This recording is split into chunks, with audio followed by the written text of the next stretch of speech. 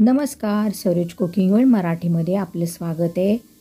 तर आपल्याला कधी स्वयंपाकाचा कंटाळा येतो, काहीतरी साधंच खावंसं वाटतं, हलकं-फुलकं. त्याच्यासाठी मी इथे पनीर पुलाव करणार आहे. त्याच्यासाठी मी 100 ग्रॅम पनीर घेतलेला आहे आणि तो गरम पाण्यात मीठ घालून सॉफ्ट होण्यासाठी ठेवलेला आहे. एका बाजूला किती माणसांसाठी हवे तेवढे तांदूळ घेऊन ते मी धुवून स्वच्छ भिजत ठेवलेले अर्धा तास.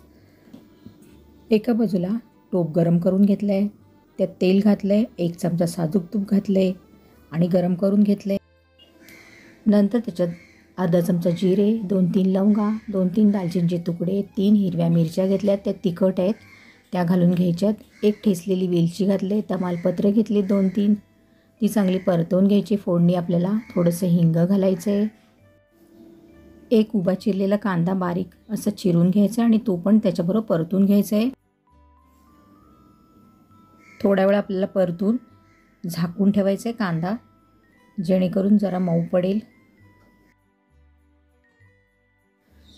एका बाजूला मी फ्राय पॅन गरम केलं आहे, अर्धा चमचा साजूक तूप घातलेलं आहे आणि त्याच्यावर आपल्याला आता पाण्यातनं काढून घ्यायचे पनीरचे तुकडे आणि ते घालून जराशे परतवून घ्यायचे आहेत, जेणेकरून पनीर हा पुलावमध्ये घातल्यावर तुटणार नाही, कुठेही मोडला जाणार नाही.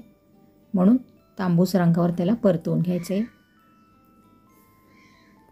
आणि अशा प्रकारे पनीर जर परतवून घेतलं ना तर त्याचा स्वाद आणखीन छान लागतो पुलावमध्ये.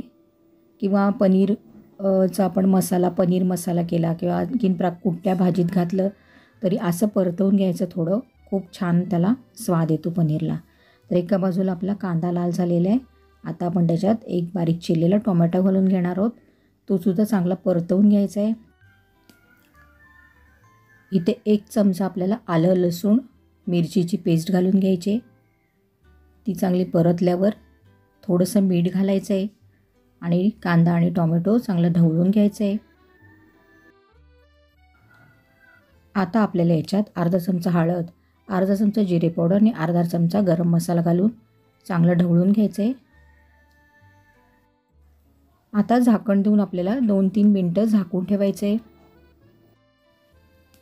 2-3 मिनटं झालेली आहेत. झाकण काढून पुन्हा एकदा ढवळून घ्यायचं आहे आपल्याला.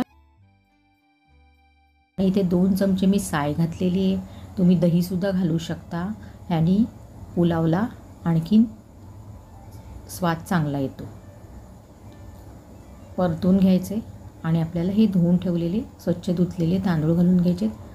आधी अर्धा तास भिजवून ठेवायचे. हे मी बासमती घेतलेले नाहीत, कारण पुलाव हा नेहमी आपण जे वापरतो ना भातासाठी त्याच्यातच छान होतो. तर आता हे तांदूळ आपण घालून घेतलेले आहेत आणि 2-4 मिनटं चांगले परतवून घ्यायचे आहेत आपल्याला. आणि पाणी गरम करून आपल्याला त्याच्यात घालायचं आहे. तर जेवढे तांदूळ त्याच्या दुप्पट आपल्याला पाणी घालायचं आहे. तुम्ही तांदूळ जुने नवे असे बघून मगच पाणी घालायचं आहे त्याच्यात. तर मी हे जेवढे तांदूळ त्याच्या दुप्पट पाणी घातलेलं आहे, चवीपुरतं मीठ घातलेलं आहे. आता आपल्याला काय करायचं आहे, आता आपल्याला झाकण देऊन ठेवायचं आहे आणि आपल्या ह्या तांदळाला 1 उकळी आणायची. 1 उकळी आल्यावर आपल्याला झाकण काढून पनीरचे तुकडे घालून घ्यायचे आहेत, हलक्या हाताने ढवळून घ्यायचे. आणि आपल्याला वरून आता कोथिंबीर घालायची बारीक चिरलेली. पुन्हा एकदा ढवळून घ्यायचे आणि झाकण देऊन ठेवायचे. मध्ये मध्ये आपल्याला चेक करायचे. तर आता आपण ढवळून झाकण देऊन ठेवूया. मी एकदा बघितलेलं आहे, आता पुन्हा एकदा बघते. थोडासा आपला भात अजून व्हायचा आहे, हा शिजायचा आहे पुलाव. तर पुन्हा एकदा मी ढवळून झाकून ठेवते.